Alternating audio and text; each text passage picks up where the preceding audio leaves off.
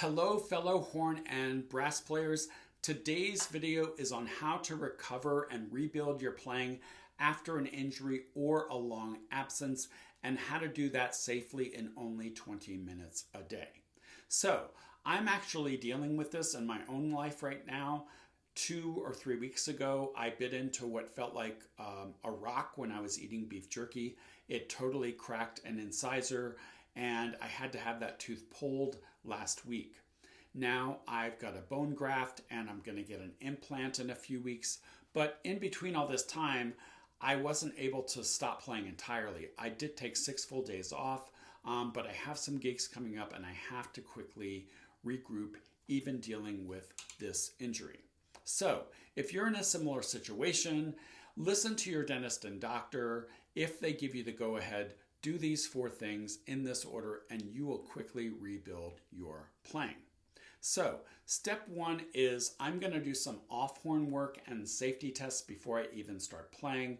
And the first thing is I'm going to start with my body, making sure that I'm nice and relaxed and balanced. It's easy when we come back after an absence or an injury to feel really tense and nervous about what might come out and where we might be able to go as far as limitations. So I want to make sure that I start with 2 balance points that I'm going to be aware of.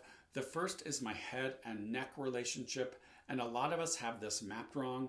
A lot of people think their neck and their head are connected somewhere down here, but actually our skull is balanced on the top of our spine, way up here between our ears.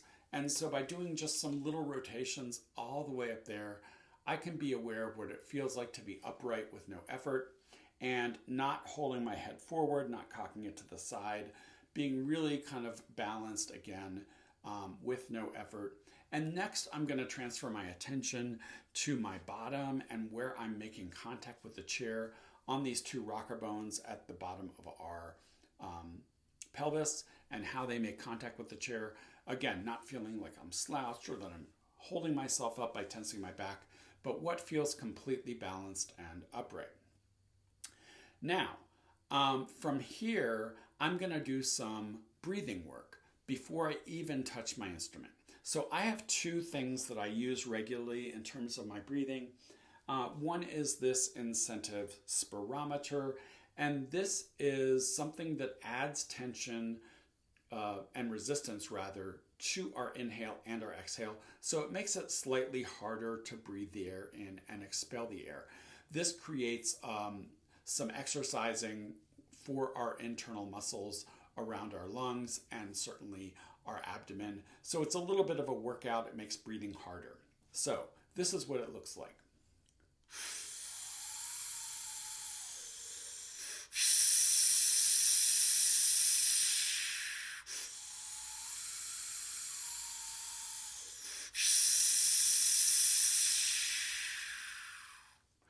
So I'm noticing when I'm doing this that there's no problem with the inhale, but when I'm exhaling, it's creating a lot of tension inside my mouth because of the pressure, because of the resistance. So I'm going to just make a note to myself that I'm not going to use this for exhaling. I'm only going to use it for inhaling over the next week or so, because I don't want to, again, aggravate what's happening in my mouth by creating too much pressure without a need to.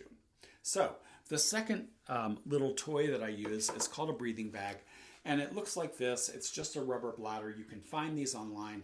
For some reason, they're about $45. I've had mine for years, and it does 2 things. First, it gives us a visual picture of the speed and capacity of our air, and second, it lets us breathe in air that we've already exhaled. So if we're doing a lot of quick breaths, we can actually over-oxygenate very quickly because we're just taking in so much oxygen. But with this breathing bag, we're rebreathing the air that we exhale, so we're not getting all of that new oxygen. So I'm going to just demonstrate the first exercise I do with this bag, which is a very slow 4-beat out, 4-beat in breath.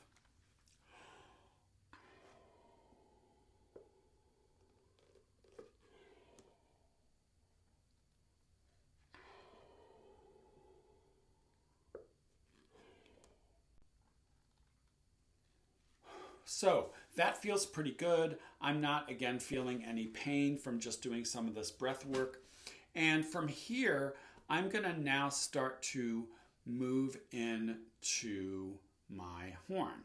So I'm gonna start with just the mouthpiece, but I'm not going to buzz. I'm just gonna blow air with the mouthpiece in position as if I'm gonna play, but just exhale.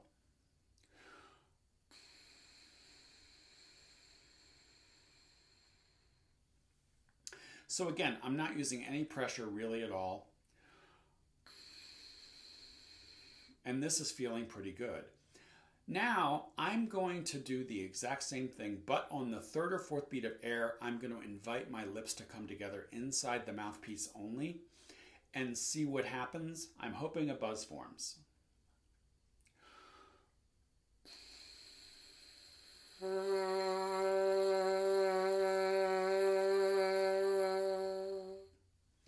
So all that feels good. I don't feel like I'm stressing or injuring anything in my mouth. From here, I'm gonna maybe just move around, going up a third or so.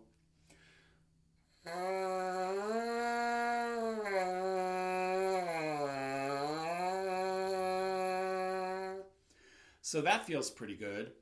And now I'm going to move on to my horn. Before I do, I just want to say there's a reason why I always do air attacks or air releases when I start notes.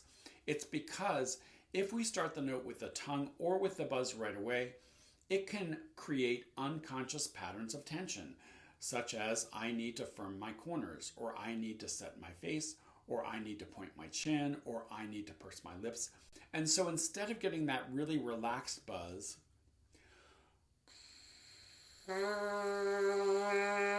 we might get something like this. So you can see I was tensing all this in my face because my brain was telling me I had to firm my corners, I had to do all these other things. So this is a way to break that pattern. Now, I'm just gonna move onto the horn and I'm gonna start with some soft, slurred, additive harmonic patterns beginning in this mid and low register. And I'm gonna start with just two notes, maybe the tonic and the third in the key of F. That's gonna be my C and my E on horn.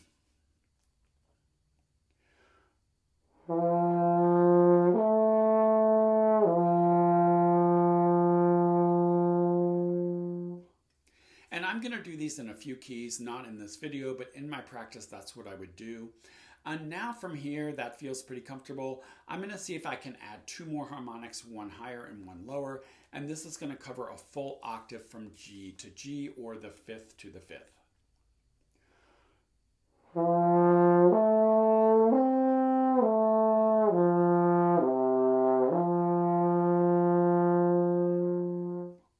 So that felt pretty good. Now I'm gonna add one more on the top and one more on the bottom. That's gonna take me up to a very flat 7 and all the way down to that pedal C.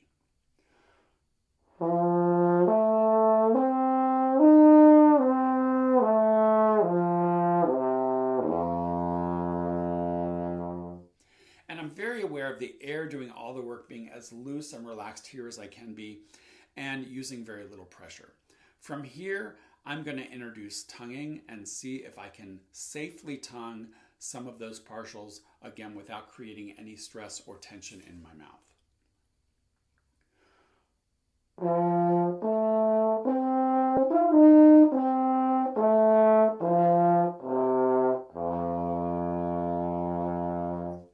So that didn't feel too bad. And now I feel like I'm going to just take a moment, again, say, am I feeling pain? Am I aggravating anything here internally? I've been doing some of that harmonic work. It's not so far for me. So I'm ready to now go into step 4 of this little 20-minute routine that I'm building. And step 4 is really important because it's something we often neglect, especially if we're learning or returning or recovering from an injury, and that is to play music. So we have to do this for 2 reasons. We want to remind ourselves of the why we're doing this in the first place, which is to play music that gives us joy and gives others joy. And the second is that we don't want to feel limited or disempowered by the fact that we're overcoming an injury or a long absence by feeling like we can't make music. So I think it's extremely important to take the last few minutes of this 20-minute routine to work on music.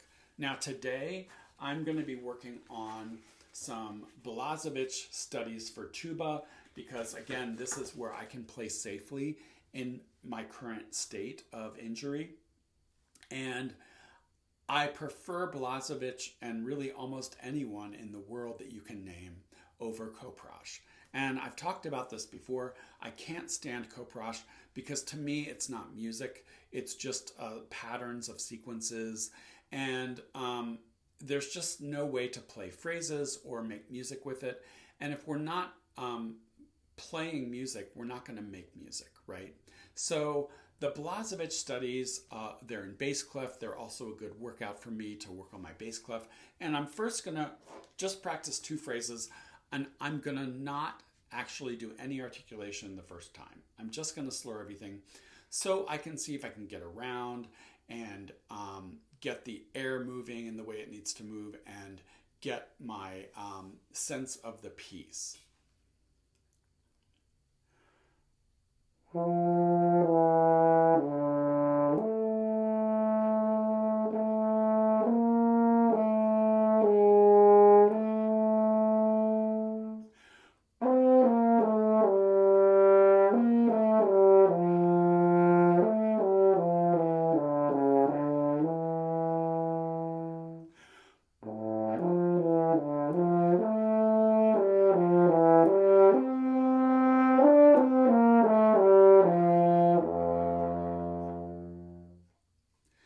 So that's nice. It's got some nice phrasing there, nice long lines.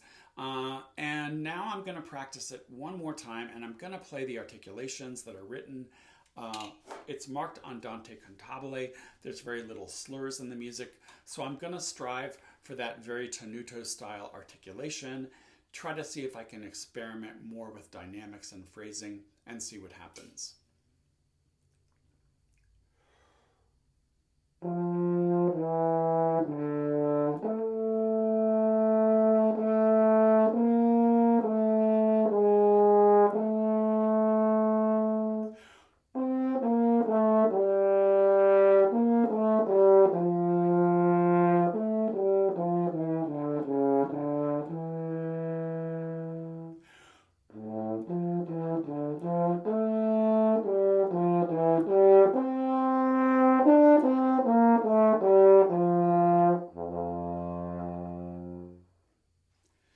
So from here, I can maybe find a piece tomorrow that goes a little bit higher, that stretches me a little bit.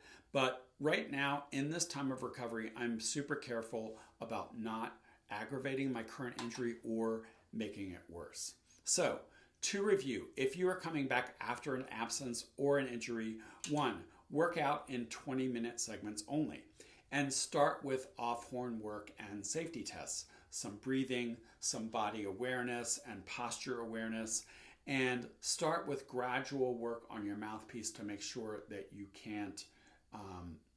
you're not injuring yourself or doing anything that's going to cause harm. So step 2, you're going to start with slurred, soft, additive harmonic patterns on your instrument, and you're going to build on them gradually. Then you're going to start adding articulation, and you're going to reassess and make sure that there's no pain or tension. And finally, you're going to take the last few minutes of your 20-minute routine and play music that meets you where you are, that's approachable, and that reminds you why you're doing this in the first place. So if you found this video helpful, please like and subscribe to this YouTube channel, tell your friends, and also consider joining my Facebook group, which is Horn Players United. It's welcome to all brass players. There's always a link in these posts to join, and I share a lot of exclusive content and videos there only for those members. Thank you for watching, and I will see you soon.